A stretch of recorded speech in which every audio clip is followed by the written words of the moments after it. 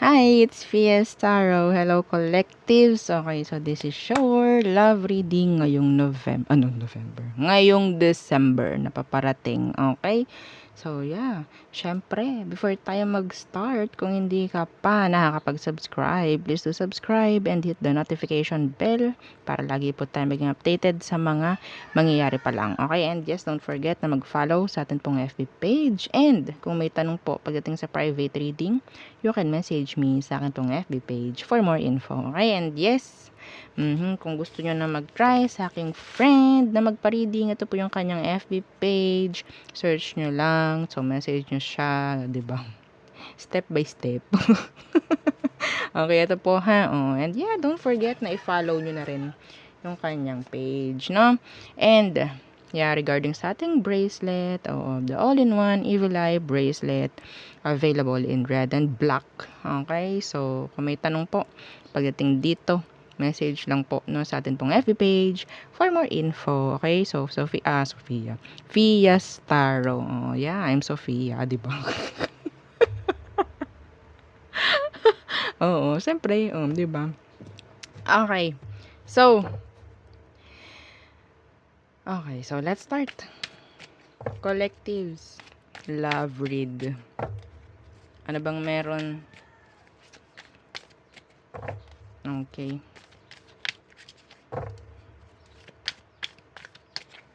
Anong meron for the collective? Siyempre, ito yung the person on your mind. Oo.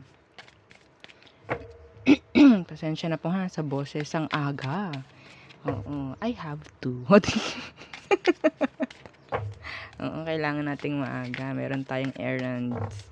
No, got some errands. O, diba? Okay. Collectives. Anong meron? Okay.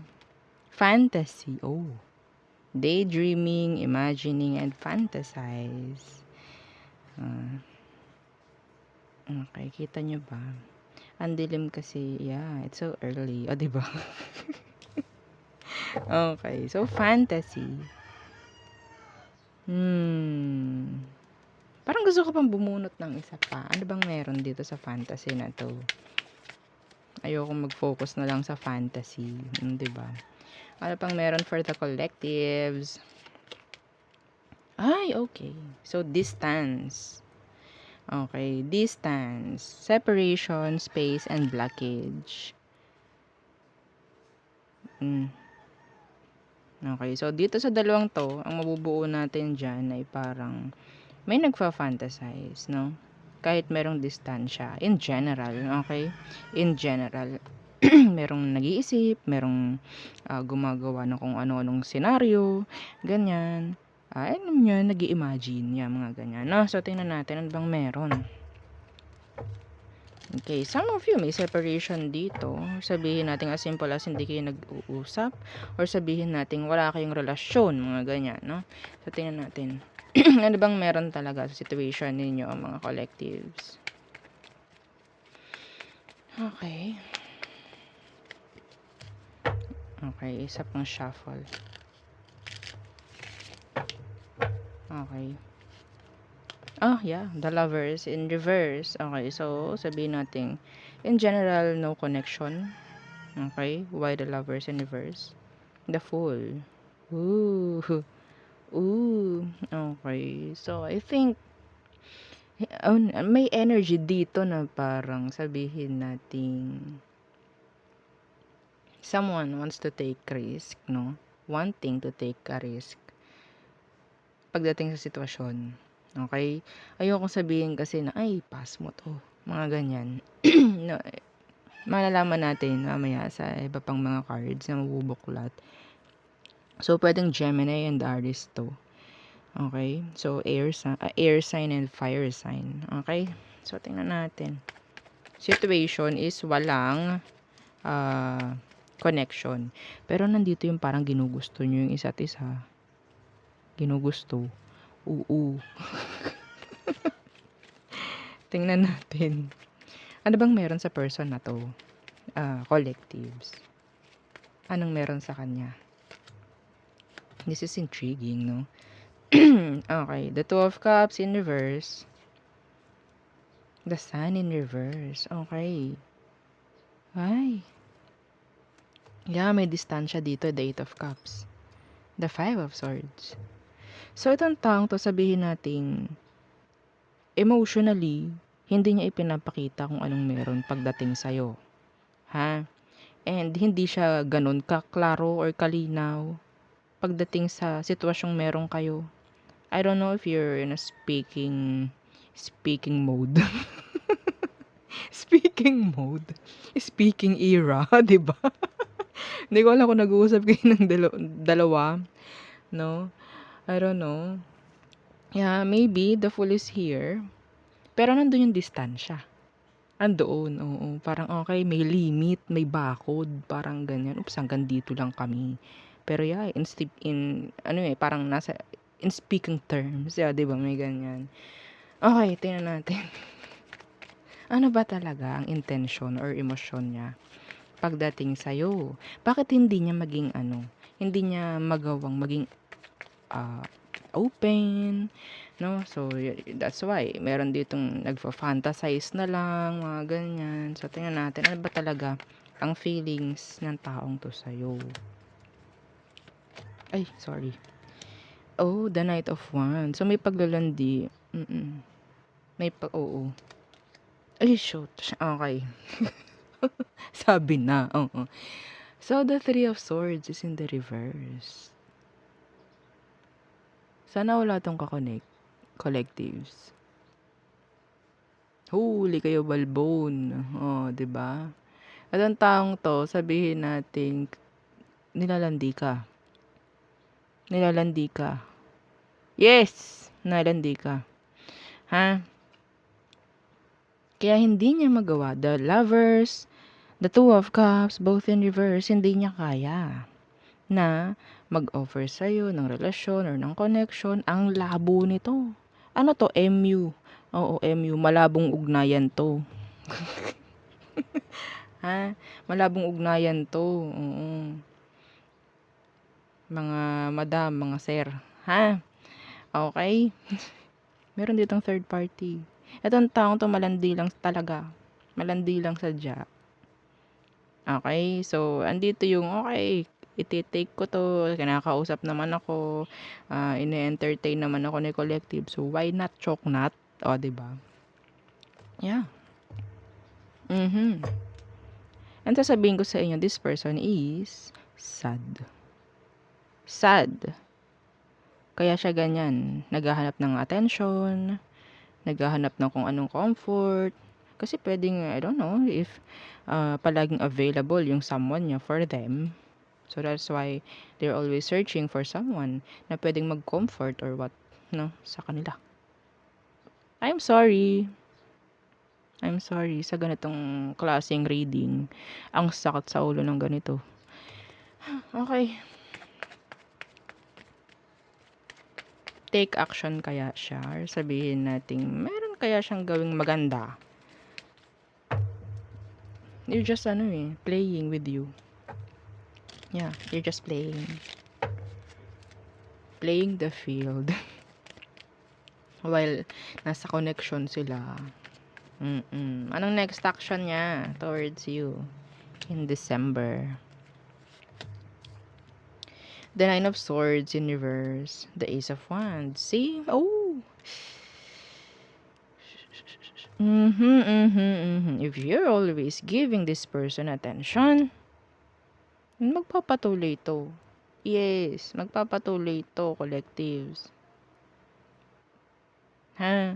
Itong taong to, nakakakuha to ng comfort, nakakakuha siya ng magandang vibration sa'yo.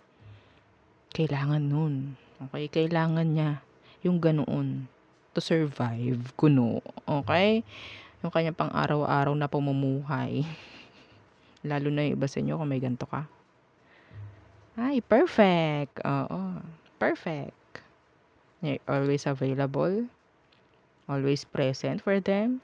Perfect. O, diba?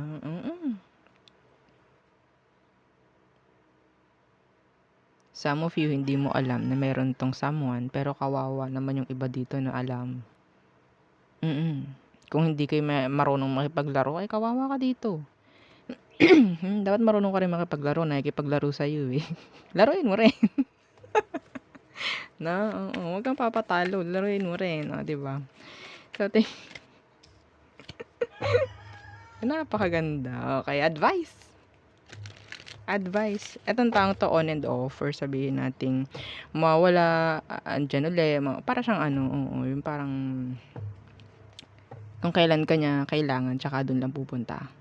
Tsaka lang kailan magpaparamdam. Pero kapag hindi ka na kailangan, okay, goodbye, collectives. Mga ganun. Okay? So, tingnan natin. Ano ba ang advice for you, collectives? Oo. This is all fantasy, sinasabi nga. This is all fantasy. Daig pa ang fairy tale. MU, malabong ugnayan ite. O, diba? Advice, please, for the collectives. The Ten of Swords in reverse and the Page of Pentacles. Sinasabi dito na kung ready ka sa ganito, kung ready ka sa ganitong ugnayan, yes, magpapakatotoo tayo dito, magpapaka-real talk tayo dito. Kung gusto mo sa ganitong ugnayan, dapat independent ka emotionally. Hindi ka pwedeng mag-demand dito. Hindi ka pwedeng masaktan dito eh. Okay, lalo na dyan sa mga taong alam nyo na single yan. Kasi yes, this person is in a connection na eh. Yeah, sabihin ko may ka-connect to. And pwedeng hindi kayo aware sa ganun. Pero if you're aware, ito yung sasabihin ko sa'yo. Huwag mong subukan na pumasok sa ganito if you're not emotionally independent. Gets? Oo. Pero kung independent ka emotionally, hindi ka masasaktan dito, no emotions involved, no strings attached, go. Go. Gusto mo yan eh, 'di ba? Ganito yung gusto nyo eh. Ganito yung gusto nyo marinig eh. Every time may third party. Real talk. Real talk. Oh, pero hindi mo kailangan masaktan dito. Hindi mo kailangan umiyak dito sa ganito kung kaya mo. No, kung kaya mo. Pero kung hindi nga, wag na. 'Di ba? Wag na. Kung hindi nagiging klaro si person sa kung anong meron. Kung ganun man, kung hindi mo alam, draw a line, no? Hanggang dito muna. Magbigay ka ng limit. And no emotions involved rin. Kasi wala akong nakikitang emosyon na ipinapakita itong taong to. Huwag kang ma-attach emotionally. Okay? Yun ang advice ko. Advice ng tarot. Hindi ka pwedeng masaktan dito. Kung kaya mong masaktan, go! Hindi ko na pipigilan. Real talk. Gusto nyo yan eh, diba? Diba? Oh, diba? So, advice ko, if you're not emotionally independent, then, don't do it. Don't. Kung kaya mo makipaglaro dito, go! Oo, minsan hindi natin kailangang banal-banalan dito. Ha? No, lahat naman tayo eh nakakagawa ng kamalian, pero be responsible. Be responsible. Okay? So, utak ang kailangan dito. Utak, hindi pwedeng puso or emosyon. Okay, collectives? So, there. Yun ang ating reading for you. Ang ganda, diba? So, there. Bye.